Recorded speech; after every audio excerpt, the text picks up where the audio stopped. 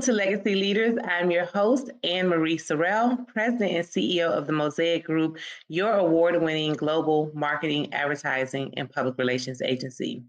Today, I'm joined by Miami-Dade County Commissioner Eileen Higgins for District 5, and she's also a mayoral candidate for the city of Miami. And we'll be discussing the upcoming municipal election for the city of Miami, which is taking place on November 5th. Welcome, Commissioner Higgins. Well, thanks. It's great to be here to talk about the beautiful city of Miami. Absolutely. It is great to have you. And we're just going to dive right in because we have a lot to cover. You're running for a pretty big position for a pretty fast growing and evolving city, the city of Miami. But let's dive in. Briefly share with us your background and journey to serving as an elected official currently in Miami-Dade County and, of course, vying for the mayoral seat in Miami. Well, yeah. So for me, I'm an engineer by training for people that haven't ever met me. So I got my start in manufacturing, worked in the private sector for many, many years. And midway through my career, you move your way up and eventually you're managing pretty large divisions of companies and you start going to executive training sessions. And at one of those sessions, I was asked to write my own obituary, where it's quite an experience. And when you process that, they ask you what's in it that you're really proud of that people will remember you for and what's missing. And for me, it was clear at that time in my mid 40s, I wasn't giving back enough. And so a year later, I had quit my big corporate job. I was the director of the Peace Corps in Belize and then continued to serve this nation as a diplomat in the Foreign Service. So when I moved back and settled in Miami, I wanted to keep making a difference. And in 2018, I ran for county commission seat, and I've now been reelected 3 times because the issues facing our community are real, right? We have to have a cool, we're a cool city. You know that. It's cool. Everybody thinks it's fabulous. But when we live here, we also know there are real issues, whether it's housing affordability, whether it's flooding, small business ecosystem that's great, but must be fabulous, amazing, and competitive. And those are things I love to work on. And I've been very, very grateful that the residents of Miami and Miami Beach, I represent both cities now, have given me the honor to serve them. Well, congratulations on 3 successful re-elections. And, we're going to dive right into the issues because you really touched on some of them, and those are some key hot button issues.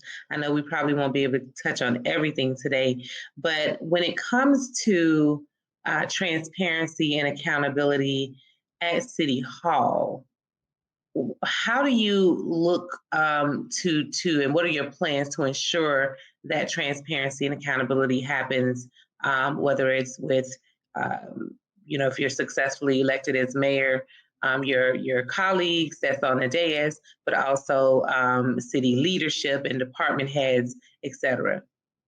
Listen, anybody that lives in the city of Miami knows that the corruption at that city, whether it's on the dais or in the administration, it's rampant. And that has to stop. You can also look back at my near 8 years of track record on the county commission. There's been no scandals, no drama, no arrests, no removal of office. And there are very few people in the city of Miami that can say that. So the first thing is to make sure you're a leader with integrity that just doesn't put up with any nonsense when it's related to corruption. And that means also making sure the city manager and the top city leaders are clean, that they are dedicated for the people, and that they are working full time for the people. I cannot tell you how many City of Miami employees, top level, high paid City of Miami employees, are allowed to have outside employment. What are they doing?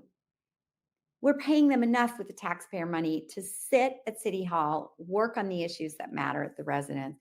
We can't have special interests in the paychecks of city employees. They have to be focused on the city, its residents, the city's growth, stopping the flooding, getting projects built.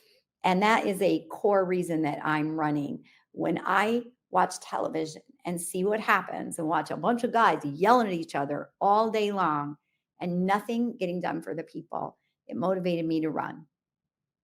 A very important issue that is taking place across the state of Florida, but definitely in Miami-Dade County and the city of Miami, which has experienced a lot of growth, both from people moving from, from other places around the country, as well as coming in from other countries.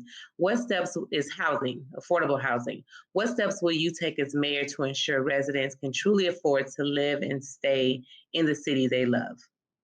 One of the most important things local governments can do is use their land, right? In the county, in my district, the minute I got elected, I looked at every piece of county owned land and I said, what the heck is on it? And can I build housing on it?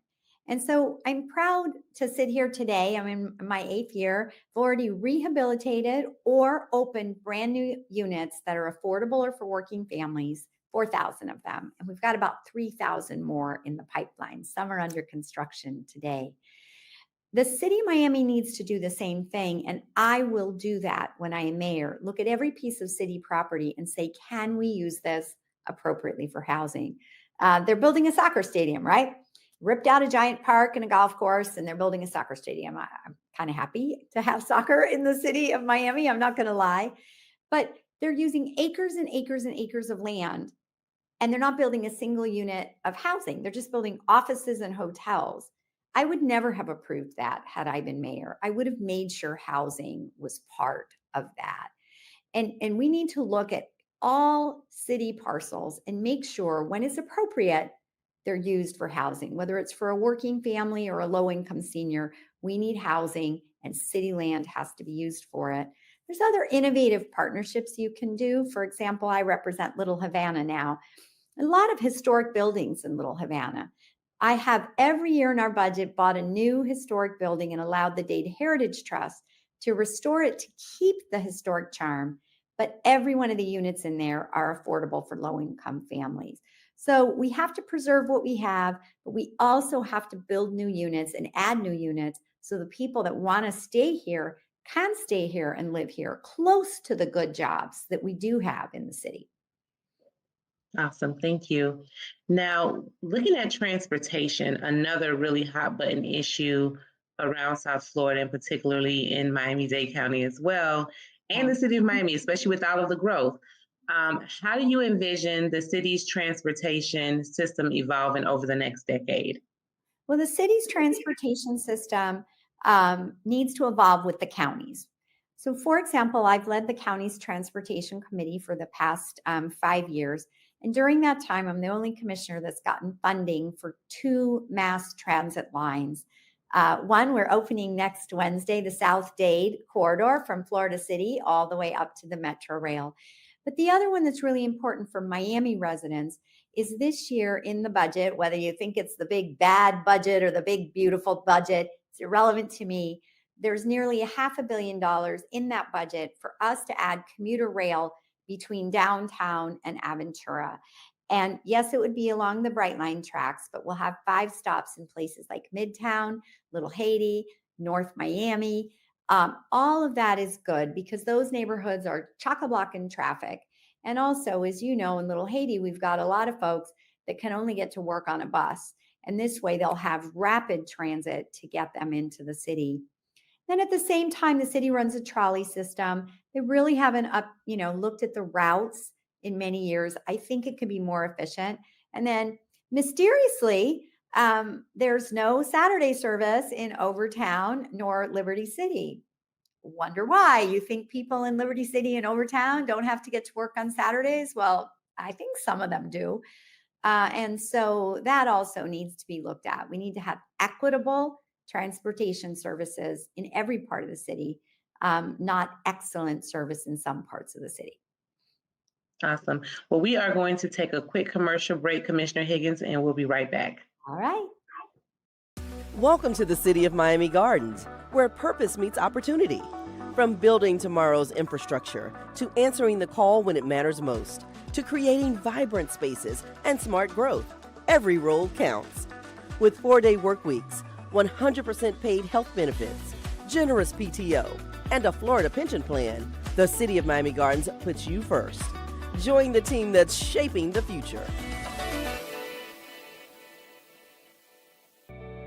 So we know that breast cancer can affect everyone, but why is early detection for Black women so critical?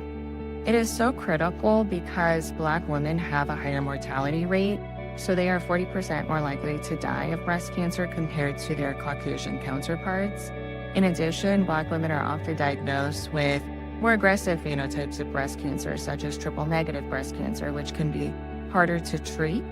Lastly, Black women are often diagnosed at later stages, when it is harder to treat and survival outcomes are lower. So it's important to listen to your body. It's important to educate the community, to educate the population so that Black women know what the early warning signs are, which can lead to an earlier diagnosis and improve outcomes. Early detection can save your life. Book your mammogram today. Miami-Dade is filled with dreams, talent, love. At the Children's Trust, we are dedicated to nurturing the potential of every child and family with hundreds of trust-funded programs. Find a program at thechildrenstrust.org. I grew up down here in South Florida, so for me, it's a little bit more personal. For the Mesman & Dover Law Firm, it's about community. For us, South Florida's our home. You all are our people. Our family, our future. The difference we'll make for you, your loved ones, your kids, matters. Because to us, it's personal. If you need us, call us 24/7 at 866-954-MORE. That's 866-954-6673. The Mesman & Dover Law Firm, youraccidentattorneys.com.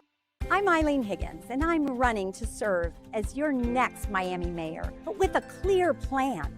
Invest in more housing so that residents can afford to live here. Strengthen public safety so residents and visitors feel safe. Clean up our parks so families have green spaces to enjoy. And restore transparency so people can trust their government. As your mayor, we'll get things done. Miami, this is our time.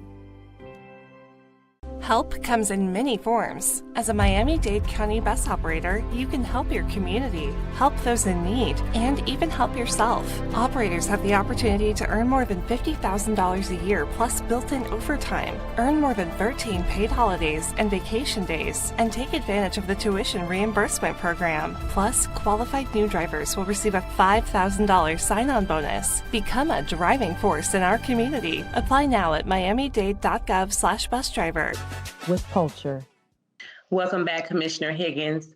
When we talk about sustainability and technology, which we know since the pandemic, especially, the city of Miami has definitely been vying to be like Silicon Valley South or East, so to speak. So what role can sustainability, and technology play in building a more resilient and flood-protected Miami? Well, all of us know, I don't need to tell anybody in the city of Miami, we all know we have too much flooding, right? The climate is changing, water is rising, storms are getting rougher, and we're going to have to be prepared. One of the things that I am proud of in our community is we were awarded from the federal government under the Biden administration to be a tech hub, but a tech hub for climate technology. Right? This way, we are making sure, since we're on the front line of climate issues, that we're looking at how to use innovative solutions, whether it's blue, it's blue, green, or gray infrastructure, whether it's better reporting so that we can more actively manage where things are flooding. I think there's a real opportunity to do that. We have been blessed with all these tech companies moving here, and I think that's a really nice marriage of using them to help us solve very complicated issues. One of the new tech companies that I'm very involved with is building a whole new kind of seawall, right? It's an environmental practice. They're building they're 3D printed seawalls that are all in environmental shapes so that rather than having a flat seawall, when you do put it on a canal, all of the sea life can live in there, and that adds health to the bay. And then we got to do some of the basic boring stuff that's just bricks and mortars. We need to install more pump stations. We got to make sure our drains are cleared. We may need to raise a few roads in a couple neighborhoods, particularly along along the water. We got to plant more trees. Trees help with flooding. And we've got to make sure our parks, some of our parks, the soil's very old. If we are renovating the soil in those parks, they're better able to drain and will help us with flooding in the future. But we can't avoid it. We got to adapt to it, and we've got to adapt quickly. And unfortunately, the city's behind on that. And my goal with my Elevate Small Business Program is to take it citywide. So it's not just in the 1/3 of the city I represent. That is going to be a key component to making sure that every neighborhood has access to all of the technical skills and capital that entrepreneurs need. And I've already met with Metris from the Overtown Business Association. We were up at the grand opening in Liberty City of the Miami-Dade Chamber office and their new super cool co-working space. And all of these folks, as a matter of fact, are helping me put together a one-day conference on October 24th. Any business owner in the county or whatever, we're not going to, if somebody's from Broward or somewhere else where we don't have a border, they could come at Miami-Dade Wilson campus, and they can find out more at elevatesmall.biz, B-I-Z. There's all the details. So if you're a small business owner listening and you want to get access to some pretty good information, as well as meet a lot of people that can provide capital, come on down to Wilson campus on the 24th. That's awesome. And this leads right into my next question about young innovators. We want to keep our young people engaged. We want to keep them being creative and creating new, whether it's new technology or just innovative ways to, better our community and our world. So how can local government and young innovators collaborate to create a more inclusive economy in Miami? So first of all, a lot of these folks in my small business program are very young. And so that matters a lot to me. Now, not everybody wants to own their own business, right? You have your own business. I've owned my own business. I grew up in a family-owned business. It's a ton of work, and it's 7 days a week, right? You don't show up at 8:30 and go home at 5:30, right? So there's lots of folks that are going to want different career paths. We have been blessed with this whole influx of new tech companies. The question is our people, our residents, are we prepared for those jobs? And I am so proud of the program at the Miami-Dade Wilson campus right in my district called Miami Tech Works. We collaborated to bring down a grant from the U.S. Department of Commerce, which the college is training young people, and particularly people of color, in quick degree or quick certificate programs and connecting them immediately to internships. We have over 100 companies participating in the internships. It's called Miami Tech Works. So we're happy all these companies come here. But if they're not hiring our people, if we don't get in there, our residents, they're going to end up bringing people down from elsewhere, and they're going to drive and fuel our affordability crisis even more. So programs like Miami Tech Works is how we prepare our people for those jobs in these companies when they don't want to start their own business. Awesome. Thank you. Well, we're going to take another commercial break, and we'll be right back with some advice for our viewers. Welcome to the City of Miami Gardens, where purpose meets opportunity. From building tomorrow's infrastructure to answering the call when it matters most, to creating vibrant spaces and smart growth, every role counts. With 4-day work weeks, 100% paid health benefits, generous PTO, and a Florida pension plan, the City of Miami Gardens puts you first. Join the team that's shaping the future. So we know that breast cancer can affect everyone, but why is early detection for Black women so critical?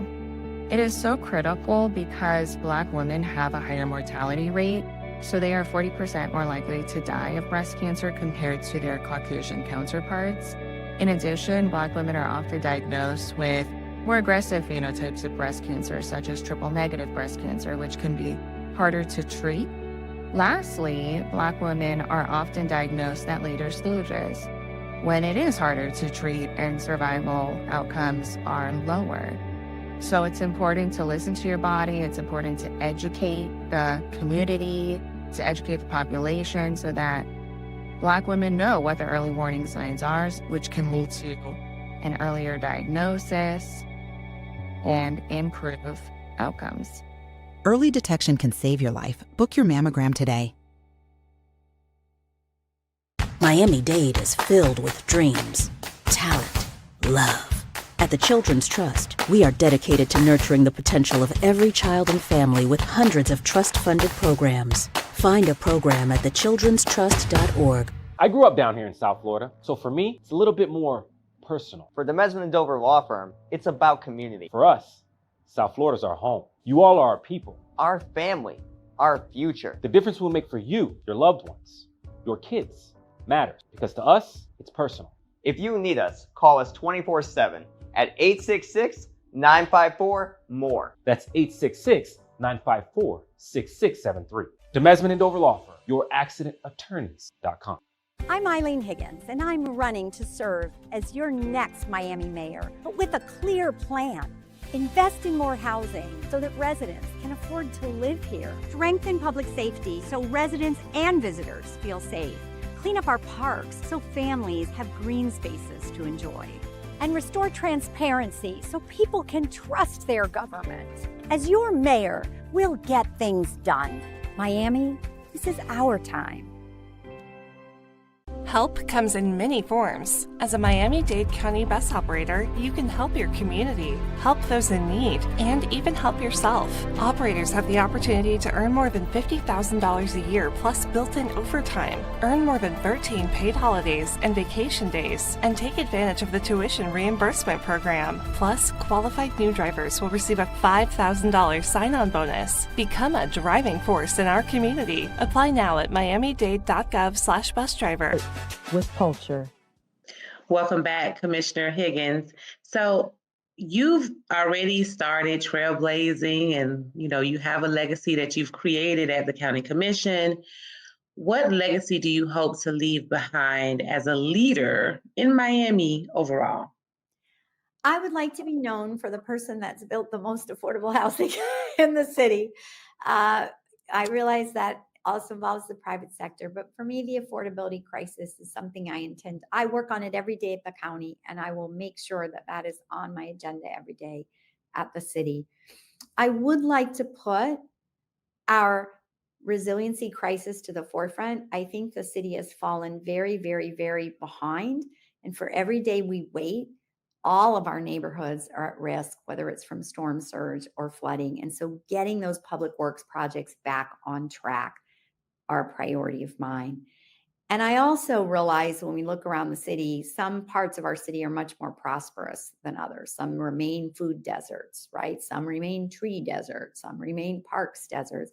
And so looking to make sure we're building a more cohesive city where everyone, no matter what zip code you live in, has access to economic prosperity, and putting programs and people in places to make that happen. If I can do, I don't know, any one of those things, I would feel very good about my service to our residents. Awesome. And what advice would you give to emerging leaders who want to make real change, but feel they may be limited by the system? We have many people doing great work, but sometimes they're behind the scenes or they lay low, or there are those who have a burning desire to step up and lead, but feel like it's probably not for them or there are too many limitations or barriers. So what advice would you give to emerging leaders? So I think first of all is learn how to lead in a safe environment, right? Because we're all going to make mistakes. I don't know about you, but I certainly, like the first time I got promoted when I was like 28 and I had to manage all these people, I wasn't perfect. I made errors, right? And we all are going to do it. So find a community group, find your neighborhood association, learn the process there, because if you're talking about a neighborhood issue, a street that floods, your neighborhood association is going to get that fixed faster than you are showing up at City Hall, hooting and hollering alone. Like when we act together, and these organizations, whether it's an environmental group or a justice group or a neighborhood association, they need leaders. And I can tell you, I go to all these neighborhood associations and they are led by our elders. They are not led by the young people. And they would welcome you into that. And I would say start there. get your feet, learn the system, learn how to make things happen. It also builds credibility. And then you don't come in as one voice, you come in with a group of people behind you that you are the spokesperson for. And listen, you know, a lot of people ask me about running for office. And what I can tell them is I didn't run for office till I was 52 years old, right? So for me, I took a very different path. And as a result, I bring very different skills to government than anybody else I'm on the dais with. Like when you say we need to build a building, well, you know what? I've already built buildings because I'm an engineer. And when you say you need to totally rehab a computer system to be more efficient, well, guess what? I've already done that. When you talk about lifting people out of poverty, well, guess what? That was my job at the Peace Corps. And so sometimes the best path to service is the long and winding one, where you get skills along the way so that when you're ready to serve, you're ready to serve. Awesome. Well, thank you so much, Commissioner Higgins. Real quick, how can our audience reach you or learn more about you? So if you're interested, there's a website, Eileen.Miami. But most importantly, Election Day is November 4th. It's a Tuesday. We'll have 10 days of early voting before. You can vote anywhere you want at any location of those 10 days. But on Election Day, you've got to go to your polling location to do it. And just remember, our vote is actually our voice. So whether you decide to vote for me or decide to vote for someone else, get out there so that your neighborhood will matter. Well, thank you so much for joining me, Commissioner Higgins, City of Miami mayoral candidate and current City Commissioner for Miami-Dade County, District 5. Thank you for joining me, and see you next time on Legacy Leaders. Thanks, Ann Marie. Yeah.